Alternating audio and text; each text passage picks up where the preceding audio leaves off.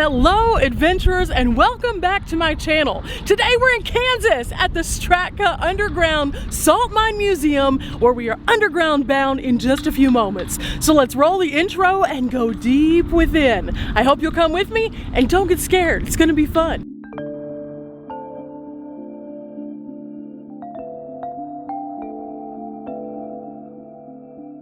Something before you even get inside. This is switch engine number 2. Now only 3 of these were ever made. Now this guy right here was put out of commission in 1963 and was about to be sold off for scrap. Can you imagine the loss of that?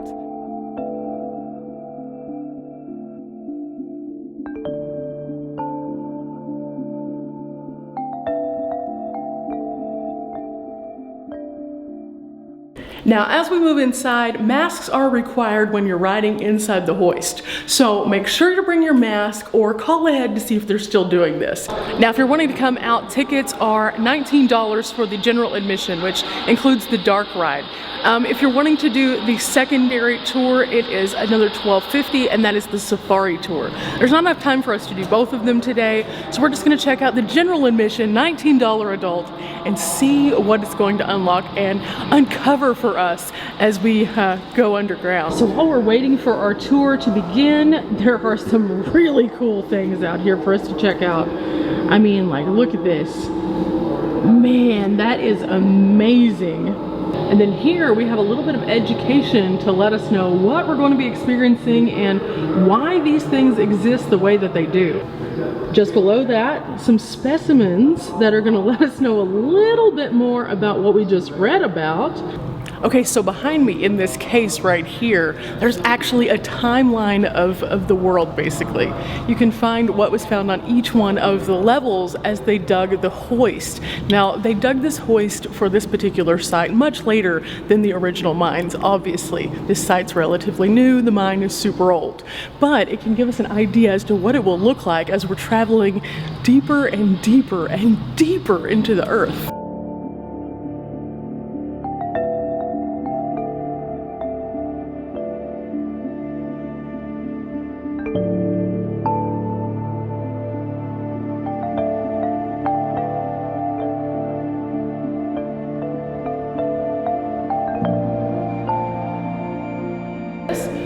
What you're looking at here is called the Permian Room, and what geologists tell us is that around 275 million years ago, this area was covered by a salty sea called the Permian Sea, and over periods of time, the salt from that water deposited into this rock bed, creating the salt we're standing in. You guys can learn more about the Permian period and that whole process through these reading boards that are throughout the room.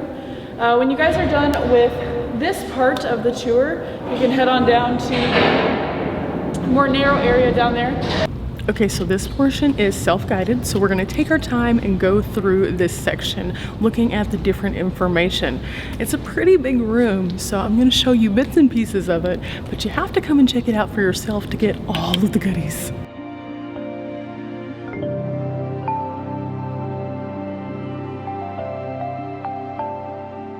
Now, to get to this place, we had to go down 300 feet of salt and all of that other stuff that we saw in the case upstairs. So now we're in this giant cavernous room with these really bright lights and hard helmets to keep us safe. Here we see the secrets of the salt unfolding right in front of us. Look at these. Each one of these are marked to show us one of the things that we might be interested in. On this map, we see all of the different locations that you might find similar sites to this. There are some really interesting sites on here, and they all have very cool photos to accompany them. Like this right here. I didn't know that Mount Morris, New York was the largest producing salt mine currently.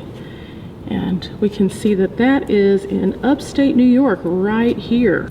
I just learned today that there are 2 different salt deposits in the state of Texas, where I'm from, Grand Saline and Hockley. I had no idea, and they were in my backyard the entire time. Unlocking some more salt secrets right here, it says if we look up to where the plexiglass cover is located, we'll see a dark shape that resembles a seahorse. Okay, there it is right there. It says that this was actually formed by smoke coming out of a drill hole, and it created this pattern and was stuck there.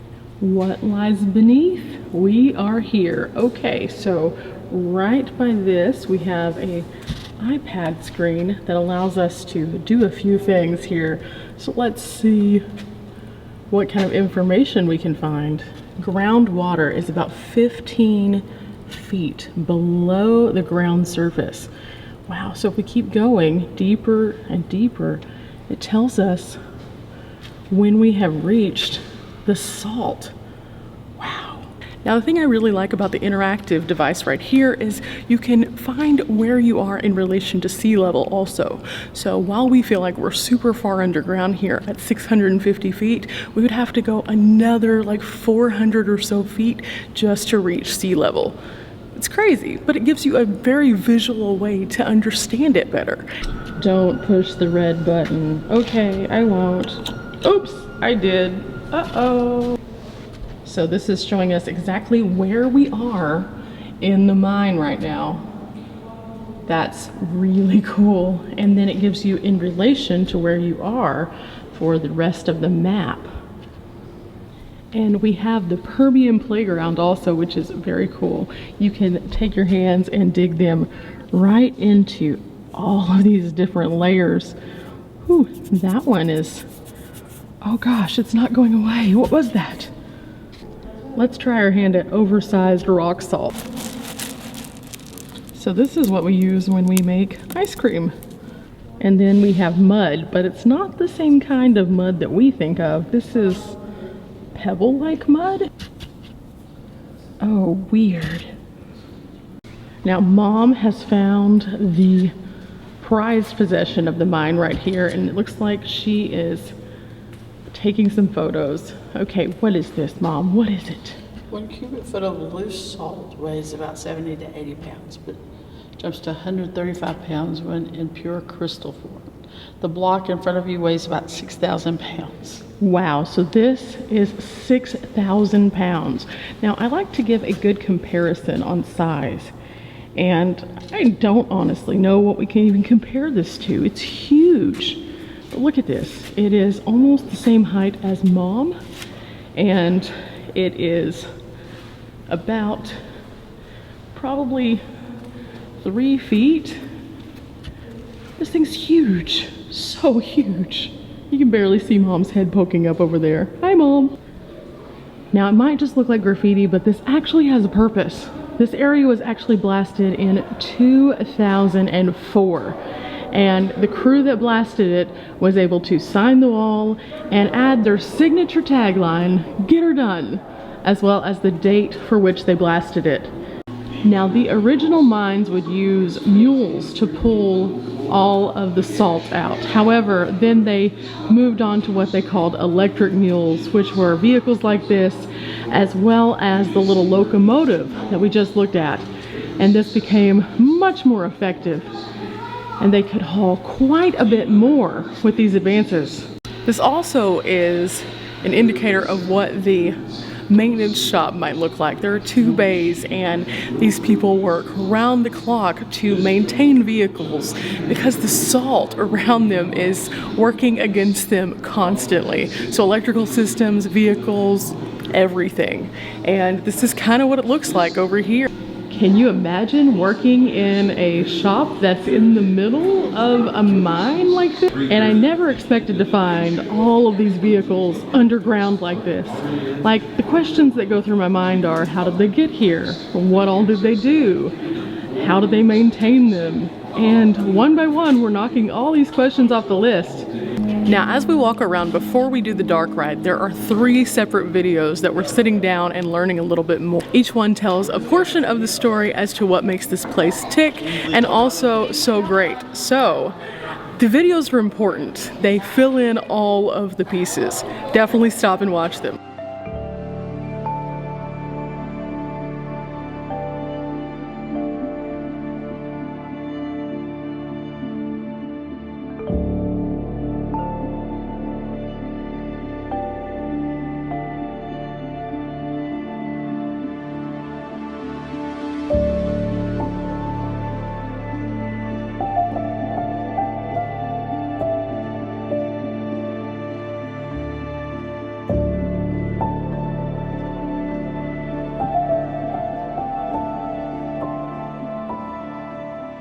Does this guy look familiar to you? He kind of looked familiar to me, and then I realized where I'd seen him before. He is actually from the Dirty Jobs show that was on the Discovery Channel. He came here and did an episode in 2006.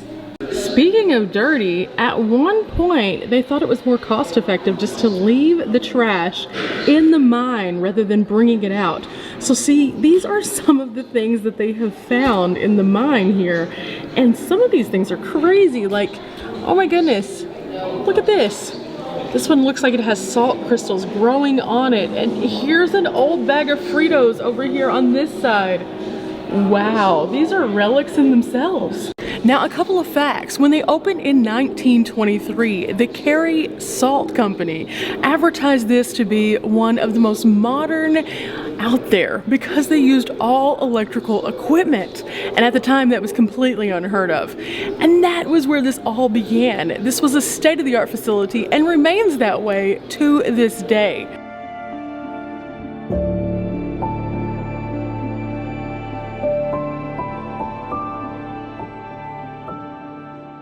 So here we have a piece of one of the belts that was used, and you can see how thick it is. This is a hefty piece. It's almost, I want to say, half an inch probably, and it's super heavy material. And this is what the belt looked like when in actual use right here. This belt has to be super durable to bring all these things down. And then as we move in this area, we have a museum of sorts. Take it with a grain of salt. Life in the Permian period. And look at all of these displays. This really is a cool experience. We're 650 feet underground in a museum. Now, if you clicked on this video today hoping to only see the mining, you will be surprised. There are so many things down here. There's another hall that we're about to go to that will blow your mind. But this one is pretty epic as well. This is going to give us some of the history of this area and answer a few of our questions. For example, this. They were able to wake up a 250 million year old bacteria in a lab, all because they found it in a giant block of salt. Now, does that sound a little bit like a really crazy movie plot? Similar to when they took the mosquitoes in Jurassic Park and created dinosaurs from the blood within? Yeah, it kind of sounds like science fiction, but they actually did it, and that is what blows my mind. This entire display right here tells us how they did it, why they did it, and what they discovered. There's so much craziness in here. I had no idea. Some of the many people who worked within the mines are shown in this gallery. Now, there's way too many for me to show you all of them, but just know there are a lot, guys. Now, there are some areas within the mine that are not accessible to us, and they are marked off really well with these kind of tarps and things. So don't worry about getting lost in some of the tunnels. Oh, guys, we have found a photo op. We're going to bend down, look through the drill hole, and take some fun photos. It's kind of dark, so I don't know how well this is going to work out for you guys, but we're going to try it. This is what you can see. This drill hole goes all the way through this, and boop! There we go. So as you see, Mom is inside this ore car. This is another photo opportunity here, and you can actually get inside and take some really cool pictures. We are now entering the underground vault, and this is going to be very special. Inside this area, we are going into secure space that not many people get an opportunity to see. Now, here we find a lot of different movie posters, as well as all of these amazing historic photos. But why? Why, you ask? Because this place is amazing, and it actually is the perfect climate for storing things without anything happening to them. Like these right here. These were Kay's sunglasses in Men in Black. And this was the standard issue double barrel pistol, also from Men in Black. This is a smaller special one. Remember whenever they had the National Enquirer talk about how he had awakened from the coma after he was zapped with the little blue light that you never want to look at? There it is. Right here it says the services that they provide. This is fun. As you go through the timeline, it shows how things have changed. Here, it looks like everything was conveyed on rail cars. And this is what it might have looked like right there. Then by 1977, they had opened an above ground storage facility that was also climate controlled. This was great for data tapes. And then a new underground facility was opened in Kansas City, Missouri in '86. And then in '87, the Wichita facility offered record storage and climate controlled media vaulting to all of the surrounding area. So what does that mean to all of us regular people who don't need to store things in climate controlled environments? That means that they have in their possession some of the coolest things ever, like old movie reels, posters, artifacts, things like that, all climate controlled and safe. Not all, obviously, where we can get to them, but this is a cool display showing us some of them. In Hollywood, it became very popular to say, send it to the salt mine, and this is what it meant, literally, to bring it to here so that it could be preserved. We just learned with this sign that pre-1970 Johnny Carson show was completely lost to history because they used to dub over, basically saving tape, and there were no surviving broadcasts of his first night. And 50% of the films that were made before the 50s no longer exist because of damage. Amongst those, several of the silent films, which is absolutely sad because we will never get those back. Those actors and actresses were amazing, and now we can never revisit some of their things. The ones that we do see on like AMC and the other places, those are iconic and special and duplications. The originals of many of those do not exist anymore. But as you can see from this case, it's not just film that actually is stored here. They also store props, lots of props. These are Wonka bars, actually from the movie. Original animations, all preserved here and in facilities like this. Can you imagine being lost to time these amazing images? Some of these items were from the Ali movie where Will Smith came in and stepped in to fill some very big shoes.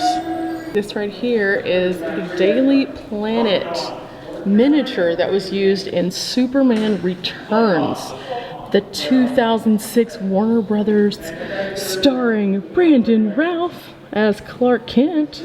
And then you might recognize these three amazing ladies in Charlie's Angels. But do you recognize this racing suit from the same movie? This was Natalie Cook's racing suit. So it was worn by Cameron Diaz. Now this tells a little bit more about the facility itself, and as you can see, there's tons of room, but there's also a nice map of how much space there really is. And as you can see, let's do a little comparison here. This is a football field, and this is the space. A few of these titles look kind of familiar. Yeah, I wonder where they would be in this vast amount of storage. Now, as kind of an illustration to just kind of show us how this works, they have this area set up. And as you can see, there are boxes upon boxes upon boxes of things that could be stored here. This was a mannequin that was actually used in the background of the fight scenes for the Matrix Revolutions. And along this wall, you'll find all sorts of other movie reels that are stored here. Some of these names are super familiar. What is this though? This is a Superman costume worn by Dean Cain when he was in Lois and Clark. Mr. Freeze's costume is even down here, guys. This was, of course, worn by Arnold Schwarzenegger in Batman and Robin.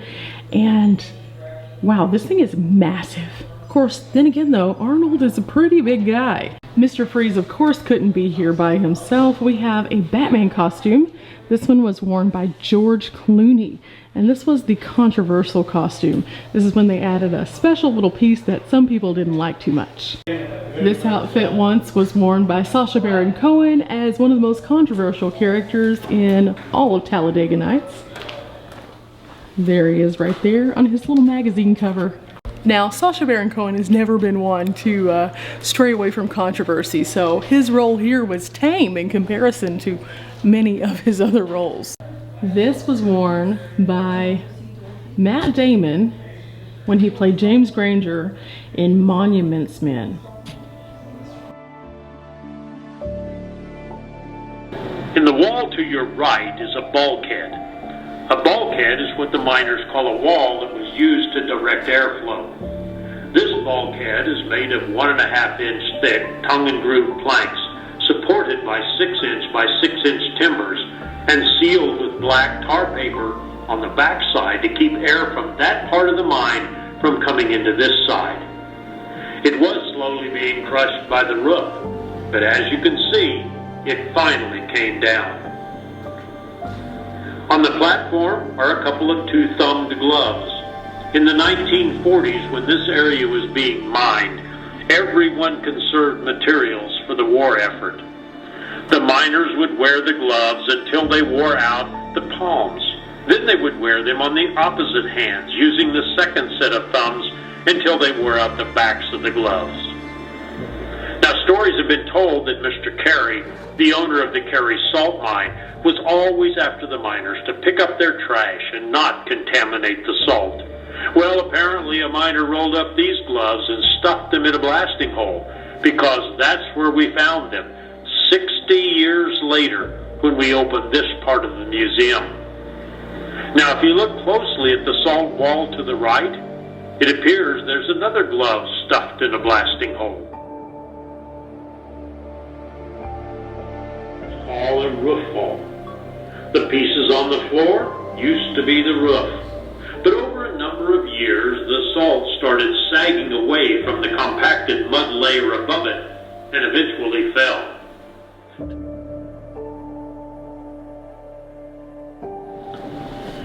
From 1923 to 1983, the miners used a rail system to transport salt from the mine face to the salt skip, where it was hoisted topside. Then in 1983, they switched to a conveyor belt system. On the left is a car that was used to haul salt and railroad tracks that were abandoned when mining left this area in the 1950s. The miners would use the same rails and ties over and over, since bringing more down the skip was both time-consuming and costly.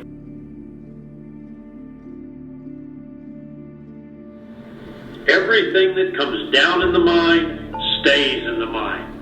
And if you look at the lit area, you'll see that this is even true of mining trash. Now, we know this area was mined in the 1940s and used as a break area in the 1950s. And we found many name brand products in this trash pile from that time period, and some of which are still around today.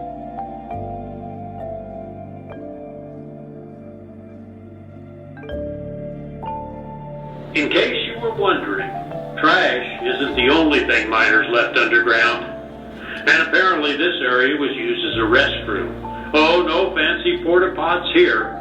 And they weren't very careful with the toilet paper either. And this is one reason we say, don't lick the salt.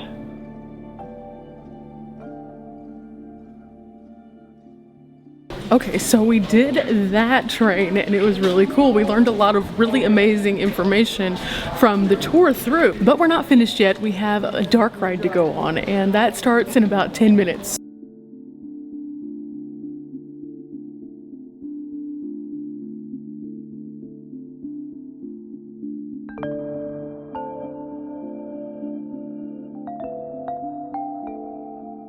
Okay, so we have loaded ourselves onto the ride vehicle for the dark ride, and we have great seats. We are right behind the driver, and as you can see, it's a pretty big train.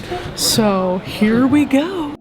All right, can everyone hear me on the trailers back there? Raise your hands for me, please. All right. My name's Tammy. I'm going to be your driver today. Same rules that were on your train. Hands and feet inside at all times. Stay seated at all times. If you drop anything, please let me know. I will stop and get off and get that for you.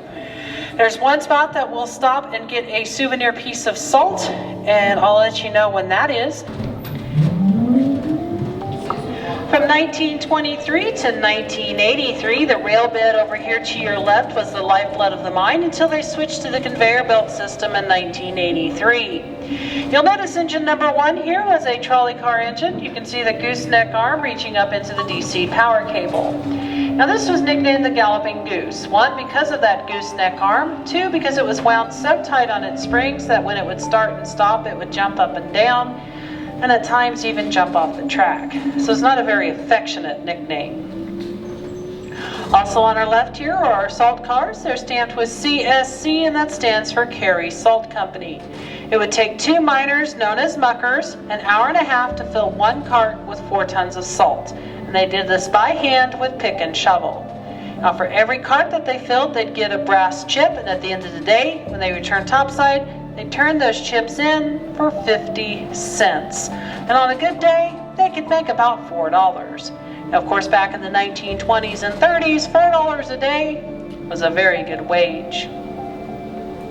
Finally, on our left here is our powder car. You'll notice that it's made completely of wood. We don't want any metal on metal sparking up. The original dynamite came in wooden boxes. In the 40s and 50s, they switched to those cardboard boxes. In the 1960s, they switched to those bags of ANFO, or ammonium nitrate and diesel fuel. A little bit more stable, more safe. The miners could get further away from the blast. And as we're entering our dark ride, we're entering the room and pillar method, which was started in the 1930s. However, this particular area of our mine was mined in the 1940s. This gives us 50-foot by 50-foot rooms and 40-foot by 40-foot pillars. And as we're driving under East Avenue G here, 650 feet directly above us is where you would have turned off into our parking lot. We call a crystal pod. This is a result of a crack having formed in the sea floor. Water seeped in and formed a brine pool. The silt and mud is heavier, so it settles down to the bottom. And as that brine evaporated, it recrystallized and formed these pods. And if you'll take a look over here to your left, this is what we call a gob wall. That is G-O-B. Now these are dynamite boxes filled with salt. Salt in its loose form is about 70 to 80 pounds per cubic foot, and in its solid form it's 130 pounds per cubic foot. So imagine filling those boxes with salt, stacking them 2 to 3 deep and 9 or 10 high. That's in order to direct the airflow into the area of the mine that they're actually working, as opposed to just letting it float freely throughout the mine. Together fairly well, but it still had cracks which allowed air to seep through.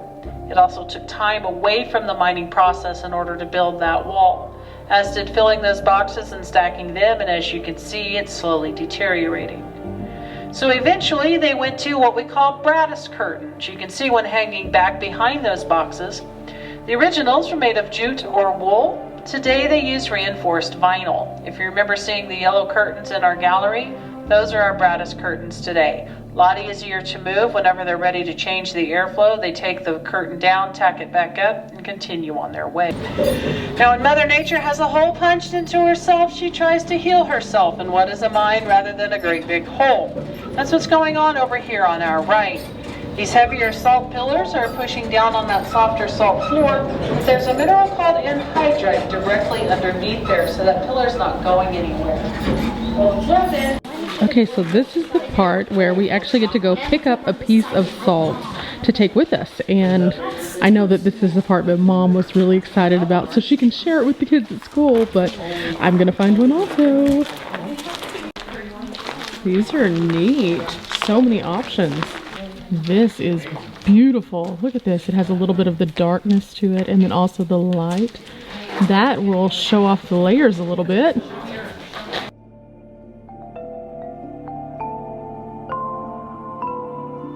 I'm definitely getting this one, and I might let her take it to school with her. That might work out well.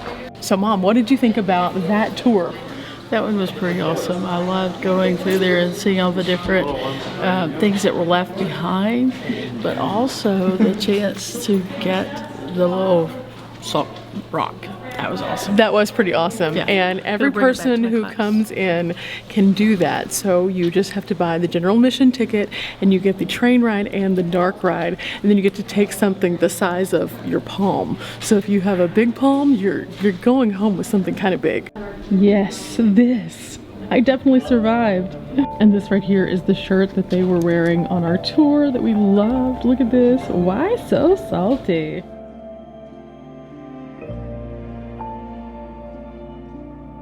You can even take home with you your own hard hat. They have these for $15 and they actually have the light that works in them. So it's not just like your little generic hard hat that you would find at Walmart for fun. Nope, this one's legit. Additionally, they have this Wonders of Kansas guidebook here. Now, I've traveled a little bit in Kansas before, but I haven't been able to really deep dive, so this is a possibility. As always, I'm picking up some postcards, but Mom has some bigger ambitions. So notice Mom picked out the biggest things in the gift shop, but these are gorgeous and very reasonably priced. So if you come out, you can get some really amazing pieces to add to your collection. And as always, when you go through the gift shop at the end, you end up with way more things than you ever thought you needed. So it's time for us to mask up and get up the lift. When your souvenirs are so big, you have to carry a whole box out. What is this, Mom? What is this? Like, look at this. I got lucky. Like, look at this, guys. A whole box. Like, really, a whole box. This was the best deal ever, ever, ever. Really? Like, ever? Ever. Like, not even just a little bit, not ever? Ever. Now with these, Mom will have to seal them once she gets home, so that's going to be something that she deals with later. But they do tell you how to clean them and seal them before you leave, so that's a big bonus.